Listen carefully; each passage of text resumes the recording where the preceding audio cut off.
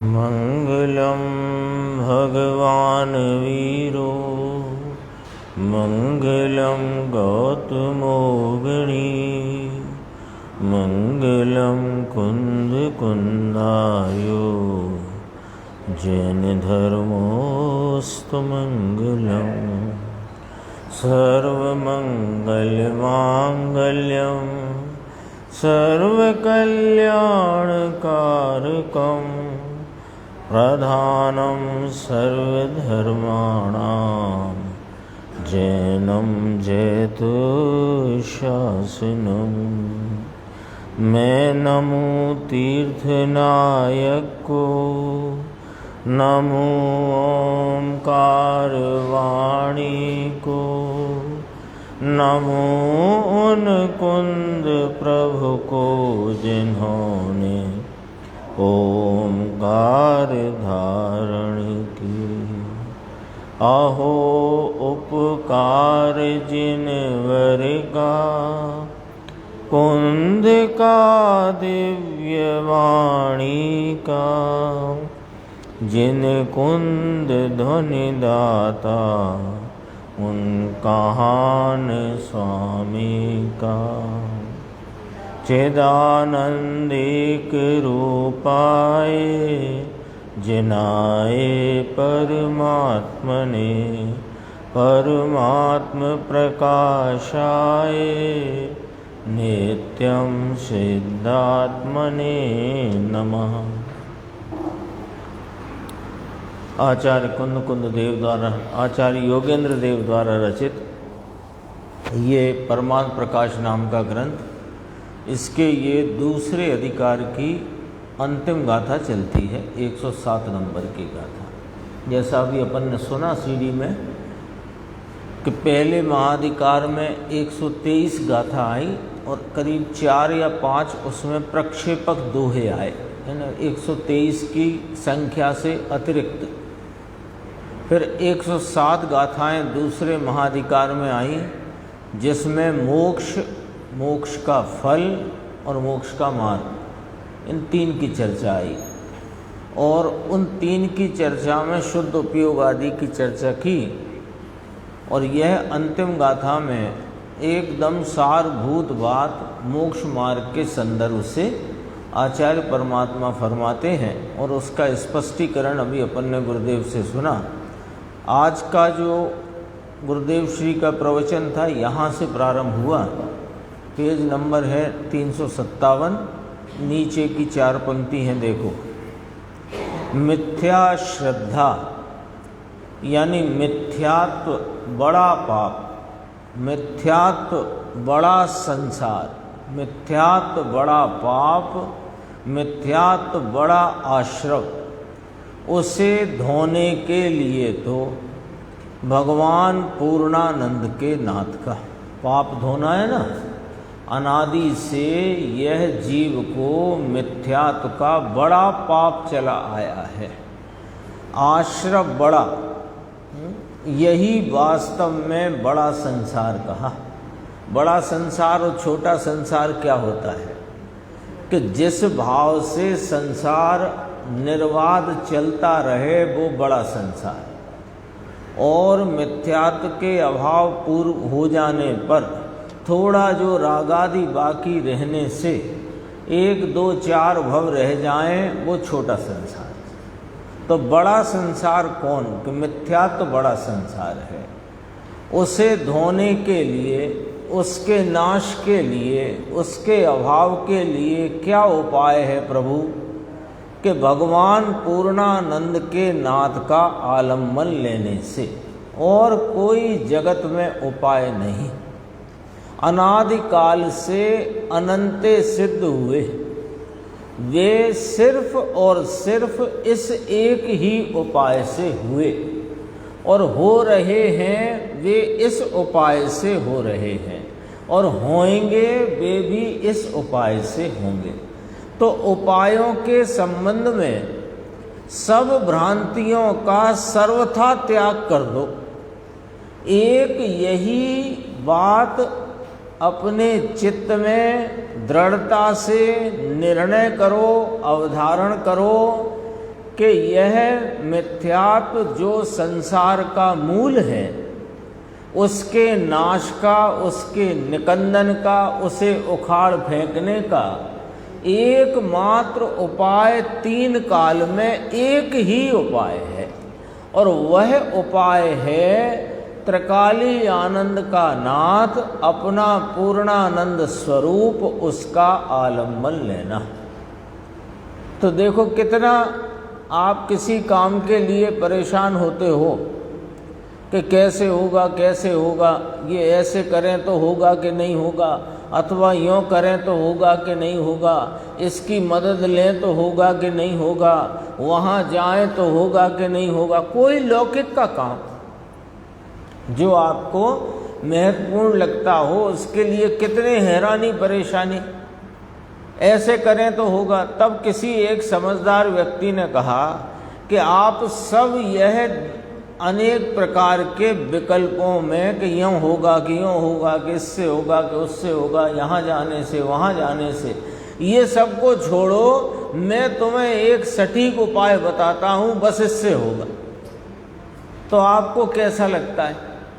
काम बहुत ज़रूरी था, समझो घर में बच्ची का या बच्चे के संबंध के सिलसिले की बात थी, और आप जहाँ उसका संबंध करना चाहते थे वहाँ बात बन नहीं रही हो, तो कितने अनेक प्रकार के उपाय जुटाते हो।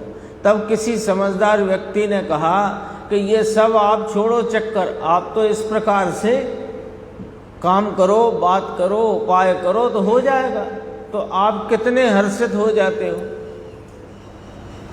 अब यहाँ पर आचार्य परमात्मा सर्वज्ञ देव की साक्षी में यह बात हमें बताते हैं कि ये जो तुम संसार में चार गति में परिभ्रमण करते हुए एकांत दुख दुख दुख और दुख भोग रहे हो, इस दुख से छूटना हो तो, और इस मिथ्यात्व का नाश करो, और मिथ्यात्व के नाश का एकमात्र उपाय है वह क्या कि अपने निर्विकारी पूर्णानंद के नाथ त्रिकाली गायक भगवान का आलम्बन लो। बस यह ही एक उपाय है।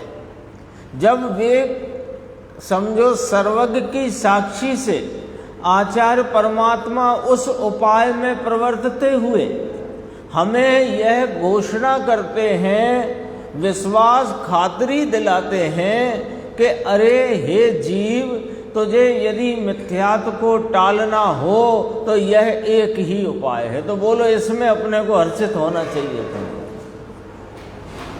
अनेक प्रकार के उपायों के लिए हम परेशान थे कि भगवान की पूजा भक्ति से होगा, कि व्रत तप आदि से होगा, कि वन जंगल में जाने से होगा, कि वस्त्र त्याग से होगा, कि स्वाध्याय से होगा, कि चिंतन मंथन विचार से होगा, कैसे होगा। कि उनने कहा कि इन सब से नहीं होगा, एक शुद्धात्म तत्व के आलम्बन से होगा।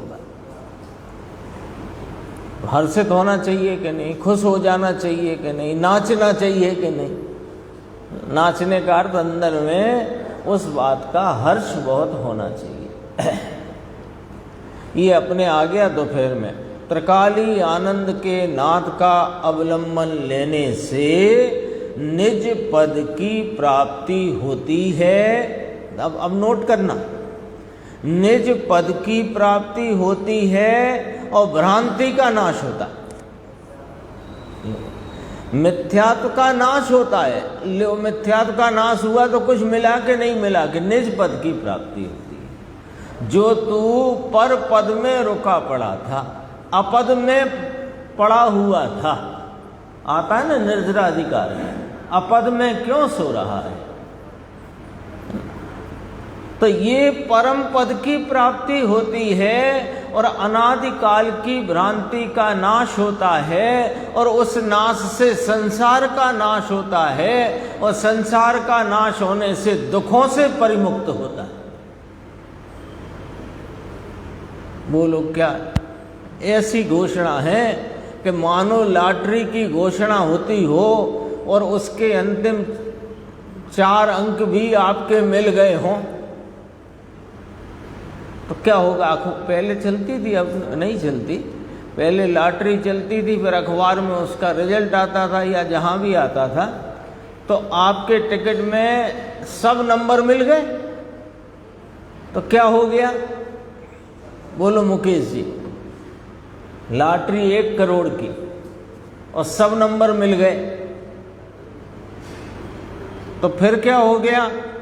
वहीं नाचने लग गया, भले सड़क पे खड़ा हो। यहां भी तो लॉटरी लगी है। ये सर्वज्ञ की साक्षी में आचार्य परमात्मा स्वयं उस उपाय को अपने में प्रकट करके, प्राप्त करके, उस उपाय में प्रवर्तन करते हुए हमसे कहते हैं कि इस मिथ्यात्व के नाश का, दुखों से छूटने का एक ही उपाय है, और ऐसा करने से निज पद की प्राप्ति होती है, भ्रांति का नाश होता है। ऐसा आया था समय सार। मिथ्यात्व का, भ्रमणा का नाश तो परमात्मा स्वयं आनंद कंद नाथ में जाने से कौन जाएगा? उपयोग। वर्तमान ज्ञान की अवस्था, वर्तमान ज्ञान की दशा कहाँ जाए? अभी कहाँ घूम रही है कि अभी पर द्रव्यों के संबंध में, पर द्रव्यों के लक्ष्य में घूम रही है। वह उपयोग, वह ज्ञान की दशा कहाँ जाए कि ये आनंद कंद स्वरूप पूर्णानंद निर्विकारी सामान्य सदरस ध्रुव ज्ञायक भगवान हाजरा हुजूर विद्यमान है, वहाँ जाए। उसका आलम्बन लेने से मिथ्यात्व का नाश होता है। और कैसे नहीं होता है सो सुनो कि भगवान साक्षात 3 लोक के नाथ समव शरण में विराजते हैं। अभी महाविदेह में विराजते हैं कि नहीं? 20 तीर्थंकर विराजते हैं, है ना? उनकी शरण में जाए तो वहाँ कुछ मिथ्यात्व का नाश होए, ऐसा नहीं है। लो, साक्षात तीर्थंकर परमात्मा के समूह शरण में पहुंचकर अपना सर्वस्व उनके प्रति समर्पित करे। सर्वस्व का अर्थ है धन दौलत नहीं, वो तो तेरा है ही नहीं। सर्वस्व का अर्थ है कि अपना सर्व समर्पण उनके प्रति कर दे, एक उनको ही उपयोग में विषय बनाकर रखे, तो भी ये मिथ्यात्व का नाश नहीं होता है। समझ में आया क्यों नहीं होता? वे तो साक्षात तीर्थंकर परमात्मा, तीर्थंकर नाम है जिनका, जिनसे तरा जाए वे तीर्थ हैं, और तीर्थ को चलाने वाले तीर्थंकर, उनकी ही, उनके आलम्बन से, उनकी श्रद्धा से, उनकी भक्ति से एकमात्र उनको ही विषय बनाकर रखने पर भी क्या ये मिथ्यात्व नहीं जाएगा कि नहीं जाएगा? क्यों? क्योंकि वे परद्रव्य हैं। लॉजिक से बात है। वे परद्रव्य हैं, पर द्रव्य के ऊपर लक्ष्य जाने से तो तुझे राग ही होगा, राग होगा, और राग होगा, और उस राग में तू एकत्व करेगा तो मिथ्यात्व चलेगा, मिटेगा नहीं। देखो इतनी खरी खरी बातें कहाँ सुनने मिलेंगी। ये तो हमारा कोई होनहार, ऐसी भली होनहार चल करके आ गई है कि ऐसे सदगुरु की वाणी हमें मिल गई, अन्यथा तो कौन इतनी खरी बात कहे। साक्षात तीर्थंकर महाविदेह में विराजते हैं, सीमंदर आदि, उनकी शरण में जाने से नहीं होगा। बोलो क्यों? क्योंकि वे परद्रव्य हैं। परद्रव्य के ऊपर लक्ष्य जाने से तो तुझे राग ही होगा, भले शुभ राग हो। शुभ होता है, धर्मी को भी आत्मा का भान हो उसे अशुभ से बचने के लिए शुभ होता है।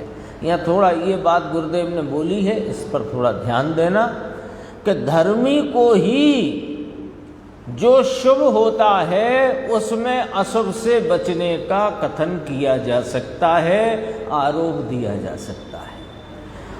अज्ञानी शुभ में प्रवर्तन करे और कहे कि मैं अशुभ से बचने को शुभ में प्रवर्तन करता हूँ, तो अज्ञानी के लिए ये कथन क्या कहते हैं, नॉट अप्लाई ही नहीं होता। क्यों? क्योंकि मिथ्यात्व का पाप तो साथ में चल रहा है। तो तू कौन से अशुभ से बच गया? मिथ्यात्व का अशुभ से बचा हो तो कहे। ख्याल में आई हमको? लॉजिक समझ में आई बात? कि ज्ञानी जिसकी परिणति में मिथ्यात्व नाम का अशुभ तो अब रहा ही नहीं है, और वह जितनी उपयोग की वृत्ति बहिर्मुख है उसमें वह भगवान की भक्ति, बहुमान, व्रत, अहिंसा आदि प्रवृत्ति में लगता है, उतना शुभ भाव होता है। वो शुभ भाव के काल में अशुभ से बच गया। बच गया कि नहीं बच गया? लेकिन अज्ञानी कहे मैं भी बच गया, तो तू कैसे बच गया? तेरे तो माथे मिथ्यात्व का महापाप का पोटला चला आता है। पीछे की पंक्ति देख लो, मिथ्यात्व बड़ा पाप। हमने तो अब तक पढ़ा था लोभ पाप का बाप है, कि लोभ पाप का बाप है, उस वही वाली बात यहाँ कही। ये कैसे कि सुनो, तुम्हें जो राग का लोभ है ये मिथ्यात्व है और ये बड़ा पाप है, ये पापों का बाप है।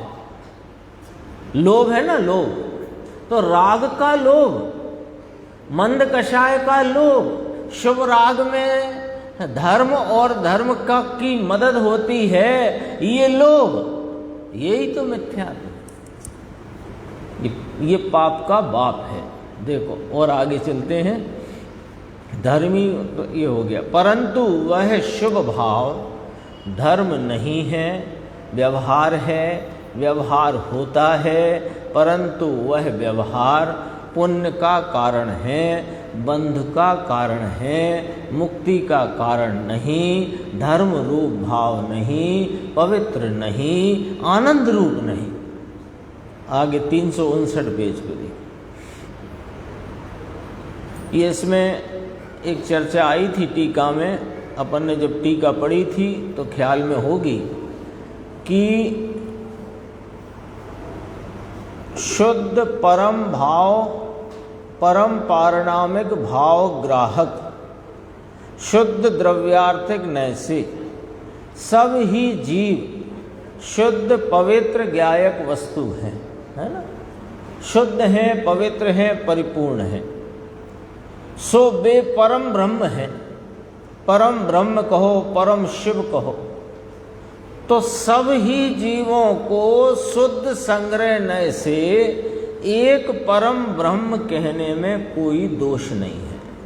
तब वहाँ प्रश्न उपस्थित हुआ कि आप एक परम ब्रह्म कहते हो, सो कहते हो कि इसमें कोई दोष नहीं है, और जो वेदांती आदि अन्नमति एक परम ब्रह्म कहते हैं तो आप उनको दूषण देते हो। तो उसका क्या समाधान है, वो चर्चा है, वो देखो अपन यहाँ। पहले तो कहा कि वह शिव तू है, ये शिव है, ये शंकर है, ये ब्रह्मा है ना, ब्रह्मा है, यही विष्णु है, यही महेश है, यही शिव है। तो कैसे कि शुद्ध द्रव्यार्थिक नय की अपेक्षा से, द्रव्य स्वभाव की अपेक्षा से यह ज्ञायक भगवान कैसा है कि शुद्ध है, परम शिव रूप, परम ब्रह्म स्वरूप है। यही अभिप्राय लेकर कोई एक ब्रह्ममयी जगत कहते हैं, कोई एक ब्रह्ममय सब होकर एक ब्रह्म आत्मा है, ऐसा कहे तो वो झूठी बात है। देखना जरा क्या कहना है। सब ही परम ब्रह्म स्वरूप हैं, ये लेकर संसार की अनंत जीव राशि परम ब्रह्म स्वरूप है, ये लेकर यह संसार में जीव एक परम ब्रह्म है, ऐसे कहने में दोष नहीं। और सब जीव मिलकर के एक परम ब्रह्म है, ये दूषण वाली बात है, इसमें दोष पड़ता। फर्क आया, समझ में आई बात? फर्क समझ में आया कि नहीं आया? फर्क समझ में आना चाहिए कथन का। सब ही जीव परम ब्रह्म स्वरूप हैं, ऐसे अनंत जीव राशि जो परम ब्रह्म स्वरूप है, वो अनंत जीव राशि को शुद्ध संग्रह से एक परम ब्रह्म कहना, ये दोष रहित भाव है। और सब जीवों को मिलाकर एक परम ब्रह्म कहना, ये दोष सहित भाव है। ये अन्नमति वेदांती ऐसा कहते हैं कि जगत में जितने जीव सब इकट्ठे हैं, ये सब एक है, ये दूषण है। और सब जीव परम ब्रह्म हैं, ऐसे अनंत जीव राशि को एक जाति का एक समान देखकर एक कहना, ये शुद्ध संग्रह से है। इसकी चर्चा आएगी। देखो, ब्रह्म स्वयं ही आत्मा परम ब्रह्म है, एक एक आत्मा परम ब्रह्म है। सब होकर परम ब्रह्म व्यापक है, ऐसा है नहीं। अब आ गया, समझ में आ गई ना बात, क्या कहना था। विष्णुमयी कहते हैं, दूसरा कोई विष्णु नहीं। भगवान आत्मा स्वयं विष्णु है। कोई एक शिवमयी कहते हैं, तो यही शिव है। यहां पर शिष्य ने प्रश्न किया कि तुम भी जीवों को परम ब्रह्म मानते हो तथा परम विष्णु परम शिव मानते हो, तो अन्य मत वालों को क्यों दूषण देते हो? प्रश्न आया, उसका समाधान देखते। देखो उसका समाधान, हम तो पूर्वोक्त नए विभाग से, पूर्वोक्त पूर्व में कहे हुए अनुसार जो नए विभाग हमने कहा था, क्या नए विभाग कहा था?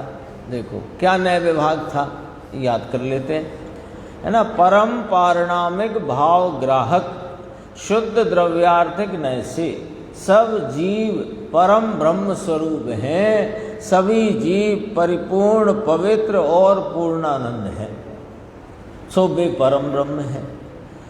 तथापि व्यवहार से वे कर्माधीन हैं। ऐसे आई ना बात, तो नए विभाग से बात करी, तो पूर्वोक्त नए विभाग से केवल ज्ञानादि गुण की अपेक्षा वीत राग सर्वज्ञ प्रणीत मार्ग से गुरु कहते हैं, समाधान करते हैं कि हम तो पूर्वोक्त पूर्व में कहा था ना भैया, वह नए विभाग निश्चय नए की अपेक्षा से कहते हैं सब जीव परम ब्रह्म स्वरूप है। पर्याय में संसार है, दुख है, इस बात को गौण करके, इस व्यवहार को जो पर्याय आर्थिक नय का विषय है, पर्याय में पढ़ते हुए भेदों को जानने वाला पर्याय आर्थिक नय का विषय, उसे हम गौण कर देते हैं। उसको गौण करके अब निश्चय नय से देखते हैं तो सब केवल ज्ञान केवल दर्शन स्वरूप है, सब पूर्ण ज्ञान पूर्ण आनंद गुण के भंडार हैं। तो कहा पर्याय में संसार है, दुख है, इस बात को गौण करके निश्चय नय की अपेक्षा से केवल ज्ञान पूर्ण आनंद गुण की अपेक्षा वीत राग सर्वज्ञ प्रणीत मार्ग से, यहाँ तो मार्ग से माने जो वीतराग सर्वज्ञ ने कहा उस मार्ग से, उस विवक्षा से, उस कथनी से। क्या कहते हैं, यहाँ तो त्रिलोक के नाथ वीतराग का कहा हुआ मार्ग भगवान ने दिव्य ध्वनि द्वारा, परमेश्वर वीतराग की दिव्य ध्वनि द्वारा मार्ग आया ना, सर्वज्ञ प्रणीत मार्ग, सर्वज्ञ का कहा हुआ, उनके मार्ग से जीवों को ऐसा मानते हैं। मार्ग से माने उनकी कथनी के अनुसार, नए विवक्षा से, है ना, निश्चय नय से सब जीव कैसे हैं, केवल ज्ञान, केवल दर्शन स्वरूप सब एक समान है। और व्यवहार में से माने पर्यायों में पड़ते हुए भेदों की अपेक्षा देखा जाए तो उनमें भेद है। उन भेदों को देखना गौण करके निश्चय नय के विषय रूप एक समान स्वरूप आत्माओं को देखकर उन्हें एक कहने में कोई दोष नहीं है। ये वाली बात आई, ऐसा मानना दूषण नहीं है। फिर आगे ये भी चर्चा आई, उसके लिए लॉजिक कि जो कोई एक शुद्ध बुद्ध नित्य मुक्त है, तुम किसे मानते हो? एको ब्रह्मा द्वितीयो नास्ति। एक ब्रह्म को ही स्वीकार करते हो, दूसरा जगत में कुछ है ही नहीं। अब हम पूछते हैं कि वो जो तुम्हारा एको ब्रह्मा है वह तो तुम कहते हो शुद्ध है, बुद्ध है और नित्य मुक्त है ना? नित्य मुक्त समझ गए? यहाँ जैन शासन में कहा कि अनादि से जीव बंधा हुआ है, पर्याय में स्वरूप से मुक्त है। और जब इस मुक्त स्वरूप वस्तु का आलम्बन लेता है तो पर्याय में मुक्त होता है। ये बात कही ना। और तुम तो उसे नित्य मुक्त मानते हो, क्योंकि तुम तो कहते हो अनादि से एक ही ब्रह्मा है, दूसरा कुछ है ही नहीं जगत में। तो तुम क्या मानते हो कि एक जो ब्रह्मा है, परम ब्रह्म एक है जगत का, वह शुद्ध है, बुद्ध है, नित्य मुक्त है। तो हम कहते हैं कि शुद्ध बुद्ध को कर्ता हर्तापना हो ही नहीं सकता। शुद्ध बुद्ध को कर्ता हर्तापना कैसे? क्योंकि कर्ता हर्तापने में इच्छा की इच्छा चाहिए, और इच्छा है वह मोह की प्रकृति है, और भगवान मोह से रहित हैं, इसलिए वे कर्ता हर्ता हो नहीं सकते। तो कर्ता हर्ता मानना, तुम जैसे ब्रह्मा ब्रह्मा ब्रह्मा ब्रह्मा एको ब्रह्मा और परम ब्रह्म कह रहे हो, तो तुम तो भगवान मान के कह रहे हो ना। तो भगवान मान के कह रहे हो तो भगवान तो इच्छा से रहित हैं, और इच्छा बिना कर्ता हर्ता कैसे? तो ये तो प्रत्यक्ष विरोध है। तो कहा हम तो जीव राशि को परम ब्रह्म मानते हैं। अनंती जीव राशि को उनके मूल स्वरूप से देखने पर वे सब ही परम ब्रह्म स्वरूप हैं, ऐसा जानकर स्वीकार करके उन सब को एक रूपता से देखकर एक कहते हैं। ऐसे करके हम परम ब्रह्म मानते हैं। ये तो सब 16 वान सोने के प्रकाश के पुंज हैं। ये सब चर्चा आई थी। इसमें गुरुदेव ने ये भी कहा, अनुभव चिंतामणि रतन, अनुभव है रसकूप, अनुभव मार्ग मोक्ष का, अनुभव मोक्ष स्वरूप है। याद किया था उन्होंने। फिर एक जादूगर की याद करी, फिर रजनीश की याद करी कि अन्नमत की चर्चा आए ना। ये देखो एक बहुत अच्छी चर्चा है 363 पेज पे। फिर अपन आगे बढ़ते हैं। सम्यक दर्शन का विषय देखो, ये जो दूसरा महाअधिकार आया, इस दूसरे महाअधिकार की विषय वस्तु क्या? मोक्ष, मोक्ष का फल और मोक्ष का उपाय। 3 विषय आए इसमें। मोक्ष, मोक्ष का फल और मोक्ष का उपाय, ये 3 विषय आए ना। तो मोक्ष की का मार्ग बताया, मोक्ष का उपाय बताया। तो मोक्ष का उपाय कैसे प्रारंभ होता है ना, अथवा क्या उपाय रूप है मोक्ष के लिए? कि सम्यक दर्शन, है ना। तो सम्यक दर्शन का विषय ये आया ना। 107 गाथा, अंतिम गाथा इस अधिकार की। शुद्ध परम पारिणामिक भाव ग्राहक शुद्ध द्रव्यार्थिक नय। उस नय से जो वस्तु ये आत्मा दिखाई देता है, उस नय से सर्व भेदों से रहित, गुण भेद पर्याय भेद से रहित, परिपूर्ण एक रूप स्वरूप, अनंत अनंत अनंत सामर्थ्य स्वरूप, अनंत गुणों का अभेद अखंड पिंड, वह सम्यक दर्शन का विषय है। तो सम्यक दर्शन का विषय यह सब कह कर सार तो यह कहना चाहते हैं कि तू त्रिकाली है वहां दृष्टि कर। जो त्रिकाल एक सरखा रहता है, जो भूतकाल में भी, वर्तमान में भी और भविष्य में भी अपने स्वरूप से स्खलित होता नहीं, अपनी सदृशता को छोड़कर विसदृशता को प्राप्त होता नहीं, जो सदैव परिपूर्ण परिपूर्ण परिपूर्ण, सामान्य सामान्य सामान्य, अभेद अभेद अभेद, एक रूप एक रूप एक रूप रहता है, तू वहां दृष्टि कर। इसका अर्थ क्या निकल आया कि जो बदल जाता है, जिसमें एक रूपता नहीं है, जो सामान्य नहीं अपितु विशेष है, जो अनादि अनंत नहीं यानी सादी शांत है, ऐसे भावों को लक्ष्य में से छोड़ दे। कितनी सरल बात है। आमने सामने रखोगे कि नहीं रखोगे? ये यदि ये हाथ बायां है तो ये दायां हो गया ना।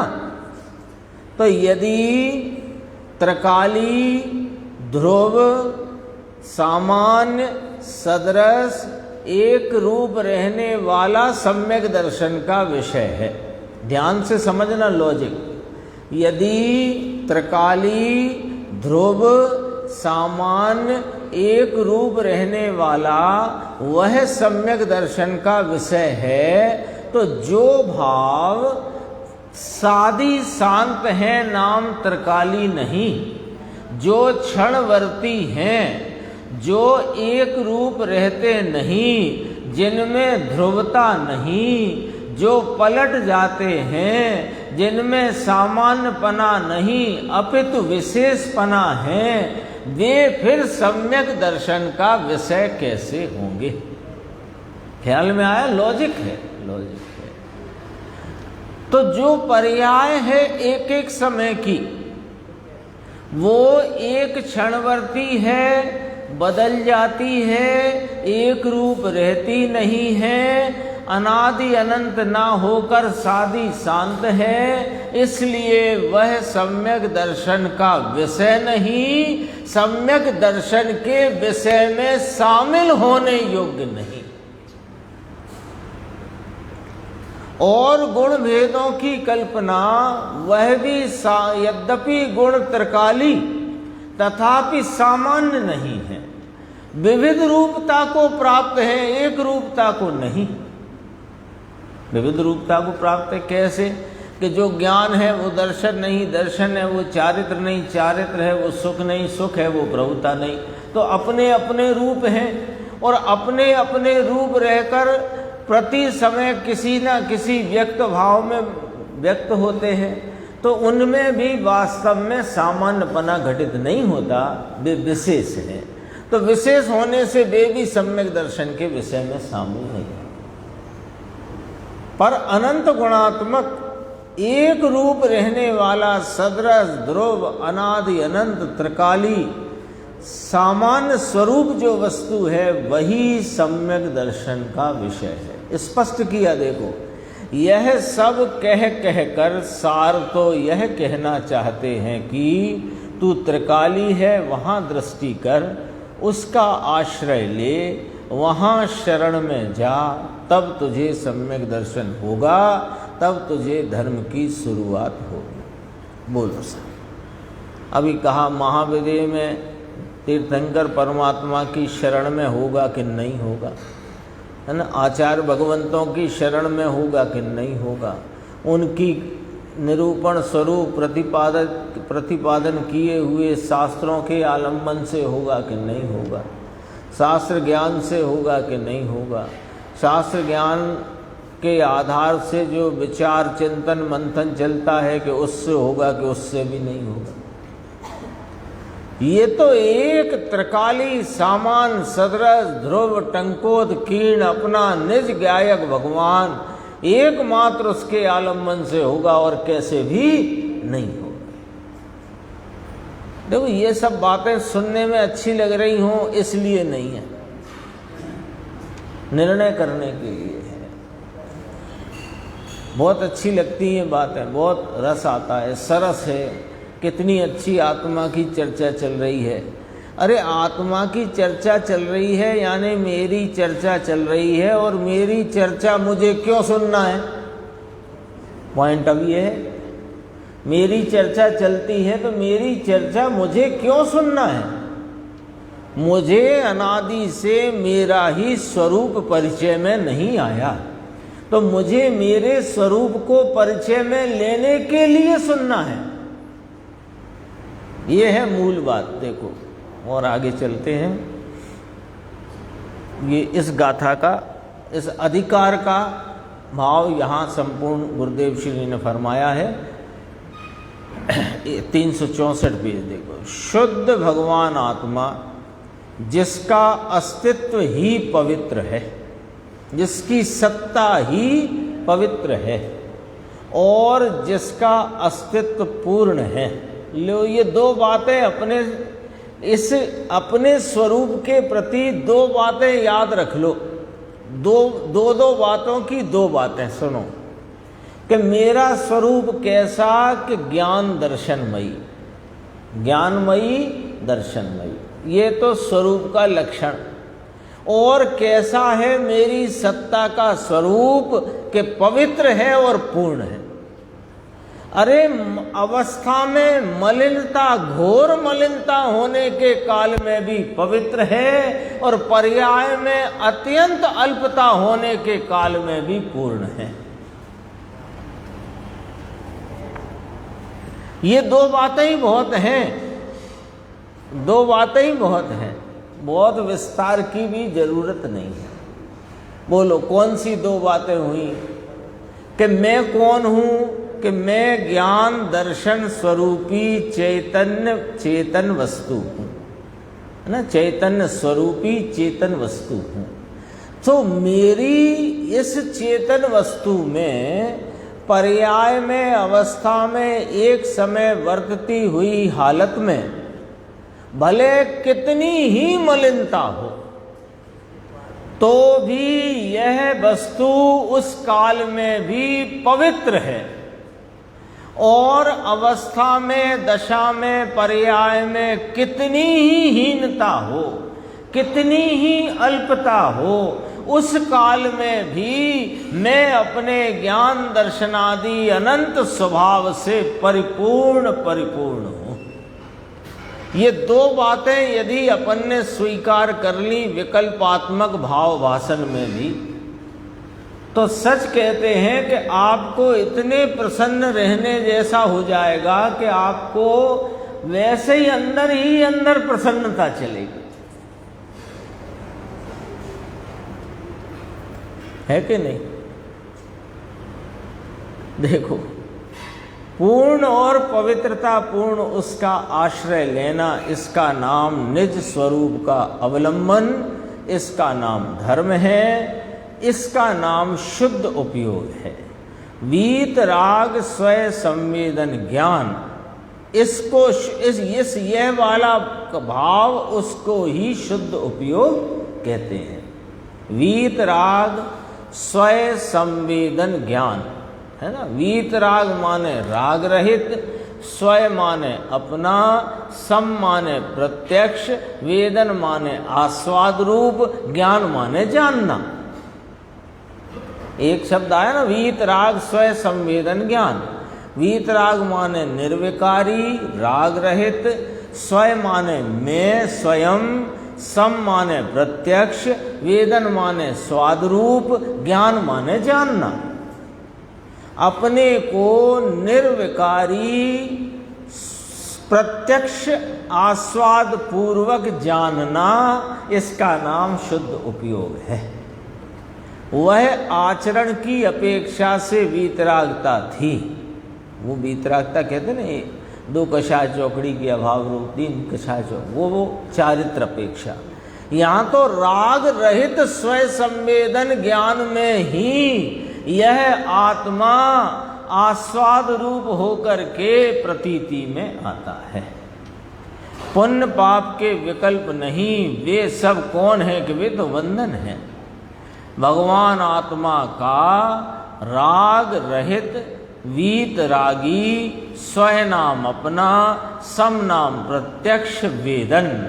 वीत रागी पर्याय में वेदन होना, अपने अतीन्द्रिय आनंद स्वरूप इस चैतन्य महासम्राट का वहाँ पर आस्वादन होना, इसका नाम धर्म है। बोलो साहब, कषाय की मंदता धर्म है कि अधर्म है?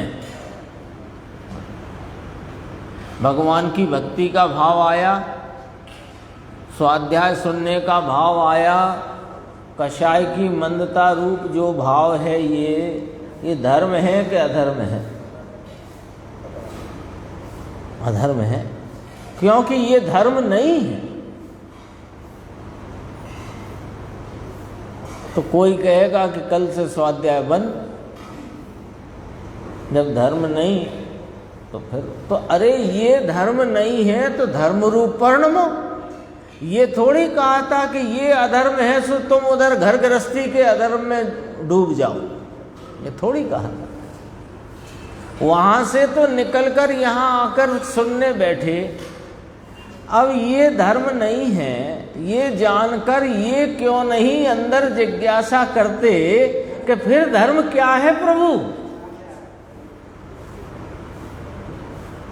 ये धर्म नहीं है। अच्छा, भगवान की भक्ति, स्वाध्याय, चिंतन, विचार भी धर्म नहीं है तो ठीक है। अरे ठीक है नहीं, फिर पूछो कि धर्म क्या है। जब ये भी धर्म नहीं है, हम समझो इसको ही धर्म मानते हुए आए और वीतरागी सर्वज्ञ देव और आचार्य परमात्मा ने कहा कि ये धर्म नहीं है, तो पूछना पड़ेगा कि नहीं फिर साहिब धर्म क्या है? वो नहीं पूछना। क्यों नहीं पूछना? कि तुझे वास्तव में धर्म की जरूरत नहीं है, तुझे इस अधर्म में ही मजा आता है, तो उसी में हिस्सा बांट करना चाहता है, तो उसी में नरक त्रियंच आदि विपन्नता से बचना चाहता है और स्वर्ग आदि की प्राप्ति करना चाहता है। तू वास्तव में धर्म करना ही नहीं चाहता। धर्म करना चाहे तो पूछेगा कि नहीं पूछेगा कि हम तो इसे धर्म मान करके आए थे साहब, और आपने कहा ये भी धर्म नहीं है, तो फिर पूछना पड़ेगा कि नहीं? बोलो अच्छा था, जब ये भी धर्म नहीं तो फिर प्रभु महाराज हमें फरमाओ कि धर्म क्या है? ये नहीं, इसे अधर्म मत क्यों। अरे इसे अधर्म क्यों नहीं कहे? तुम हमसे पूछते क्यों नहीं कि धर्म क्या है? पूछो। तो आचार्य परमात्मा फरमाते हैं वीत राग स्वय संवेदन ज्ञान, ये शुद्धोपयोग रूप भाव ही धर्म है। ऐसा धर्म इसीलिए कहते हैं निश्चय है, परंतु निश्चय यानी सत्य, निश्चय माने असलियत, निश्चय माने यथार्थ, निश्चय माने वास्तविकता। निश्चय माने ये नहीं कि निश्चय वालों का और व्यवहार वालों का, कोई ऐसे होते नहीं। एक वस्तु स्वयं निश्चय व्यवहार स्वरूपता के प्रमाण में जानी जाती है। जो भेदादि भाव हैं वे व्यवहार के विषय हैं, जो संयोग आदि से देखो तो वे भी व्यवहार के विषय हैं, और इन सब व्यवहार को गौण करके वस्तु के असली स्वरूप को देखो वो निश्चय है। अब इसमें निश्चय वाले व्यवहार वाले कहाँ से आ गया? है ना? ऐसा तो है नहीं जगत में जीव दो प्रकार के हैं, एक शरीर आदि राग आदि वाले और एक ज्ञान दर्शन वाले, ऐसा तो नहीं। फिर दूसरा विषय क्या आया था? परिग्रह त्याग, है ना? राग आदि परिग्रह का त्याग। और तीसरी बात जो अभी चलती आई 16 गाथाओं के द्वारा, सब जीव समान हैं, ये कथन किया। ऐसा ये महास्थल पूर्ण होकर के अब अगली 108 नंबर की गाथा से अगला तीसरा अधिकार शुरू होता है। गाथाओं की गिनती अपन लगाएं तो 107, 107, 214 और 123 कितने हो गए? 214, 23, 237, 337। 337 में 4 या 5 प्रक्षेपक दोहे हैं, 5 हैं कि 6 हैं, वो और जोड़ दो उसमें। इतना ये परमानंद प्रकाश कोई अद्भुत अध्यात्म का ऐसा ग्रंथ है जिसमें आचार्य कुंद कुंद के अध्यात्म की और सिद्धांतों की छाप स्पष्ट दिखाई देती है। 108 नंबर का सूत्र पढ़ते हैं। परु जानन्तु विपरम मुनि पर संसगु चयन्ति पर संगई में परम पयहम लख हम जीण चलन्ति। परम मुनीश्वर पर को जाने तुरत तजे पर का संसर्ग परमात्मा का ध्यान चलित होने में कारण है परसंग। परमात्मा का यानी इस परमात्म तत्व में एकाग्रता रूपी ध्यान को चलित होने में कारण पर नहीं पर का संग है। आया ना, स्पष्ट आया है, इसमें कहीं कोई उलझने जैसी बात नहीं है। पर के कारण यह ध्यान से चलित होता है कि ना, पर के कारण हो ही नहीं सकता, क्योंकि कोई समय और कोई क्षेत्र ऐसा नहीं जहां अन्य द्रव्य नहीं पाए जाते। कोई समय नहीं ऐसा। तो फिर क्या होता है कि तुम अपने स्वरूप की एकाग्रता से च्युत होकर पर के साथ उपयोग को जोड़ते हो तो वह ध्यान से चलायमान होता है। ऊपर आ गया है, परम मुनीश्वर पर को जाने, पर को पर जाने और तुरंत तजे पर का संसर्ग, तुरंत वहां से लक्ष्य छोड़ देते हैं, क्योंकि वह परसंग परमात्मा का ध्यान चलित होने में कारण है। अन्वयार्थ देखते हैं। ऊपर उत्थानिका में तो बस इतना कहा, पर जानन्तु वी, यानी दोहा सूत्र की प्रथम शब्द को कहकर कहा ऐसे इत्यादि 107 दोहा तक, ये तीसरा महाअधिकार कहते हैं और उसके द्वारा ग्रंथ को समाप्त करेंगे। अन्वयार्थ, परम मुनि उत्कृष्ट आत्मद्रव्य को जानते हुए भी, देखो परम मुनि माने अपने स्वभाव के परम आराधक, अपने स्वरूप की साधना में परम रूपता से, उत्कृष्ट रूपता से उद्यमवंत, उनका नाम परम मुनि है। परम मुनि किसे कहा है ना? अपन क्या कहें, अपन माने लोक में क्या कहे, अरे ऐसी शीतलता में, ऐसी ठंड में, ऐसी गर्मी में, ऐसी बरसात में ऐसे रहते हैं, ऐसे करते हैं, एक एक महीने का उपवास करते हैं, परम मुनि है। अरे ये विकल्पों से मुनि का नाप करने का किसने कहा तुमसे? विकल्पों से मुनि का नाप करने की बात तो वो बात हो गई कि जैसे तुमने अशोकनगर से गुना की दूरी लीटर में नाप दी हो अथवा किलो से नाप रहे हो। अशोकनगर से गुना कितना होगा? 150 किलो। चलेगा ऐसा? बोलो। आपसे पूछे अशोकनगर से गुना कितनी दूर है, होगा 150 किलो। चलेगा? तो ये जो विकल्पात्मक वृत्ति है, कषाय की मंदता का भाव है, इस पर से तुम मुनि को नापो, मुनि की बात परम मुनि उन्हें कहो, तो ये तो तुम्हारी वही वाली बात हो गई कि अशोकनगर से गुना की दूरी 150 किलो।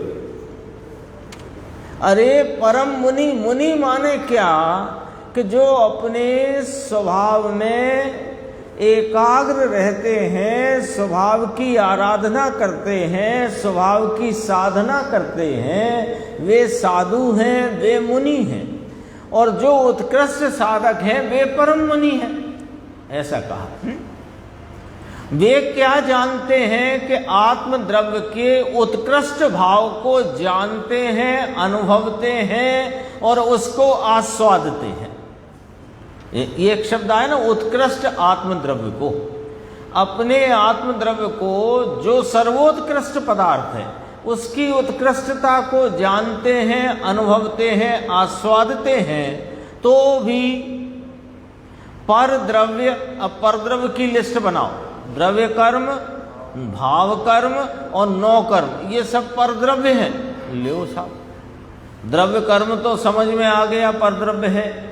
नौ कर्म शरीर आदि पर द्रव्य है, पर ये भाव कर्म तो आत्मा की पर्याय में ही हो रहा है ना। छठवें गुण स्थान में उत्पन्न होते जो महाव्रत आदि के विकल्प के भाव तो वे मुनिराज की आत्मा की पर्याय में ही हो रहे हैं ना।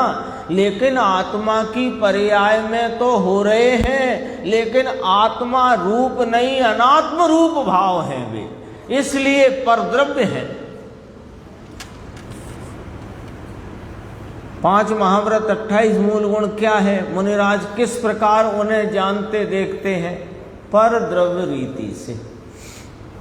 पर द्रव्य जो द्रव्य कर्म, भाव कर्म, नौ कर्म, उसके संबंध को छोड़ देते हैं। संबंध को छोड़ देते हैं का अर्थ समझ में आया, उसका लक्ष्य छोड़ देते हैं। संबंध कैसे करता है? कोई जीव है ना, बिल्कुल लॉजिक से समझना बात, जीव अपने स्वतंत्र सत्ता से रहा पदार्थ है कि नहीं? तो अपनी स्वतंत्र सत्ता माने अपना द्रव्य, अपना क्षेत्र, अपना काल, अपना भाव, उससे अस्ति, पर द्रव्य क्षेत्र काल भाव से नास्ति। तब सत्ता नक्की हुई कि नहीं जीव द्रव्य की? बोलो ठीक है, पक्की बात है ना। तो जीव द्रव्य की सत्ता कैसे नक्की हुई? अपने द्रव्य क्षेत्र काल भाव से। अब जो कोई पर द्रव्य हैं वे उनके द्रव्य क्षेत्र काल भाव से हैं, चाहे नौ कर्म रूप शरीर हो, चाहे ज्ञानावरणादि नौ कर्म हो, चाहे रागादि भाव कर्म हो। अभी तो रागादि भाव कर्म भी आत्मरूप नहीं होने से परद्रव्य। अब हम पूछते हैं कि ये द्रव्य कर्म और नौ कर्म रूप शरीर और ज्ञानावरणादि द्रव्य कर्म जिनकी अलग भिन्न स्वतंत्र सत्ता है, तो उस सत्ता से जीव का संबंध कैसे होता है? बस ये पॉइंट समझ लो तो यहाँ ये गाथा का भाव समझ में आएगा। कैसे संबंध होता है? आप अंकुर हो और मैं प्रदीप हूँ, तो हम दोनों का संबंध कैसे होएगा बताओ, है ना। कोई कहे कि अंकुर का और इनका बड़ा भारी संबंध है, तो भारी संबंध बताओ कैसे करके है?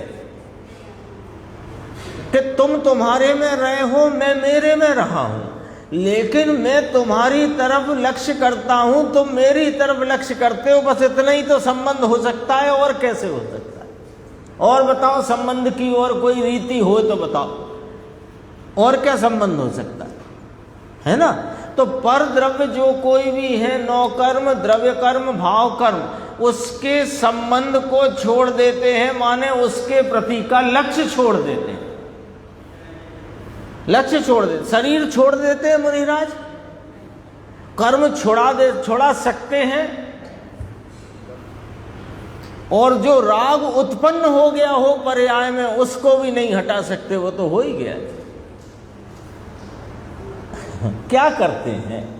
संबंध, देखो संबंध का अर्थ समझना है यहां पर, क्योंकि संबंध का अर्थ समझ में आएगा तो संबंध के छोड़ने का अर्थ समझ में आएगा। यदि संबंध का अर्थ नहीं समझ में आया तो फिर छोड़ने के अर्थ समझ में नहीं आएगा। मोक्षमा प्रकाशक में पंडित जी ने कहा, स्वयं प्रश्न उपस्थित किया, स्वयं समाधान किया कि साहब जब पर द्रव्य अकिंचित कर है, कुछ करता ही नहीं, तो उसको छोड़ने का उपदेश जिनवाणी में क्यों आया? कि हमने पर द्रव्य को छुड़ाने की बात ही नहीं करी, हमने तो पर द्रव्य का लक्ष्य छुड़ाया है। आया मोक्षमा प्रकाशक। देखो अब आए बात समझ में, ये संबंध कैसे हो जाता है कि लक्ष्य वहां जाने से। तो संबंध कैसे छूट जाएगा? लक्ष्य वहां से हट जाने से। सिंपल बात है, सरल बात है, और कोई संबंध तो है नहीं ना। क्यों छोड़ देते हैं? क्योंकि पर द्रव्य के संबंध से ध्यान करने योग्य तो ये परम पद है, ध्यान करने योग, साधने योग, आराधने योग, सेवना के योग, उपासने के योग, तो यह अपना चैतन्य महाराज परिपूर्ण तत्व है, यही वास्तव में ध्यान के योग्य है। और उससे वे चलायमान हो जाते हैं। क्यों? कि वे भाव कर्म, द्रव्य कर्म और नौ कर्म के प्रति लक्ष्य के जाने से, है ना। तो वे क्यों छोड़ देते हैं? कि वहाँ लक्ष्य जाने से स्वरूप से चलित होते हैं, तो तुरंत छोड़ते हैं। देखो पद्यानुवाद में लिखा, मूल उसमें भी है, पर जानन्तु विपरम मुनि पर संसर्ग चयंती पर संगई परमप हम लखम जीर्ण चलंती। उससे चलायमान होता है, इसलिए चयंती, संसर्ग चयंती, तुरंत छोड़ देते हैं। हिंदी में लिया, परम मुनीश्वर पर को जाने तुरत तजे पर का संसर्ग। तुरत, देखो भावार्थ छोटा ही है, शुद्ध उपयोगी मुनि। अब ये बात क्यों कही कि यहाँ कहना है बीत राग स्वय संवेदन ज्ञान में लीन हुए। मुनि है ना, मुनिराज शुद्ध उपयोगी ही होते हैं। पहला पॉइंट, मुनिराज कैसे होते हैं? शुद्ध उपयोगी ही होते हैं, पहली बात। और उनके अभी एक कषाय चौकड़ी का सद्भाव होने से थोड़ी अस्थिरता है।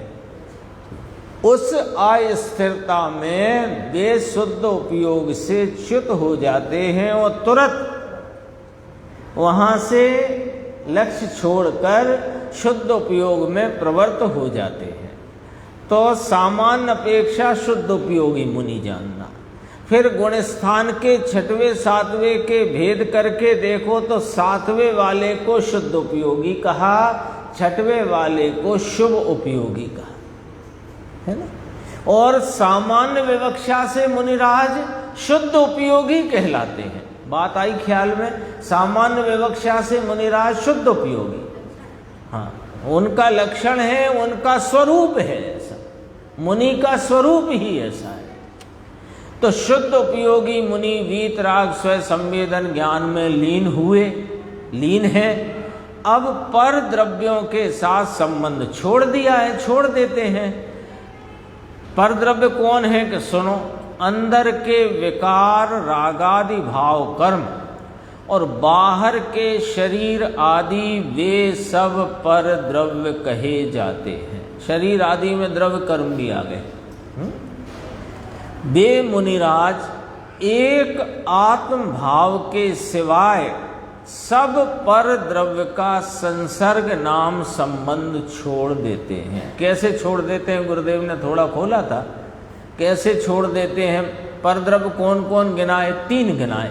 रागादि विकारी भाव रूप भाव कर्म, है ना, एक क्षेत्र अवगाह में स्थित जो कोई भी ज्ञानावरणादि द्रव्य कर्म और वहीं रहा हुआ शरीर का संयोग, 3 गिनाए ना मुख्यतया। तो भाव कर्म, द्रव्य कर्म और 9 कर्म नाम शरीर, इनको कैसे छोड़ देते हैं? ये गुरुदेव ने खुलासा किया कि एक आत्म स्वरूप का लक्ष्य करके राग आदि को छोड़ देते हैं, द्रव्य कर्म को छोड़ देते हैं, 9 कर्म को, यानी 3 छोड़ देते हैं। एक ही काम से एक काम करते हैं और 3 छूटते हैं। एक आत्मभाव के सिवाय सब पर द्रव्य का संसर्ग नाम संबंध छोड़ देते हैं। तथा रागी, अब ये निमित्त की बात करी, है ना, तथा रागी द्वेषी मिथ्यात्वी असंयमी जीवों का संबंध छोड़ देते हैं, है ना। उनके संसर्ग से, उनके संबंध से परम पद जो वीत राग नित्यानंद, परम पद वो नहीं, अर्यंत सिद्ध नहीं, परम पद ये अपना चैतन्य भगवान त्रिकाली, ये परम पद है ना। उसमें आया निर्दिराधिकार में, आओ आओ निज में अगर भटक भटक आ रहे, तो कहाँ? इधर इस ये परम पद है, यहाँ इस परम पद की बात चलती है। परम पद जो वीतराग नित्यानंद अमूर्त स्वभाव परम सम रसी भाव रूप जो परमात्म तत्व। लो कौन की बात आ गई भैया? मेरी बात आ गई। ये तो मेरे ही गुणगान है। तो मुनिराज भी उसी को ध्याते हैं जैसा मैं विद्यमान हूँ। वे अपने निस्वरूप को ध्याते हैं। वीतराग नित्यानंद अमूर्त स्वभाव परम समरसी भाव रूप जो परमात्म तत्व ध्यान योग्य है, उससे चलायमान हो जाते हैं। क्यों हो जाते हैं? कि ये पर द्रव्य के प्रति लक्ष्य जाने से। पर द्रव्य नाम भाव कर्म द्रव्य कर्म नौकर, अर्थात तीन गुप्ती रूप परम समाधि से रहित हो जाते हैं। यहाँ पर इस गाथा सूत्र के द्वारा परम ध्यान के घातक जो मिथ्यात्व रागादि अशुद्ध परिणाम तथा निमित्त में रागी द्वेषी पुरुषों का संसर्ग सर्वथा त्याग करना चाहिए, यह इस सूत्र का सारांश है। इसकी चर्चा कल भी आएगी, अपन आगे के स्वाध्याय में उससे लेंगे।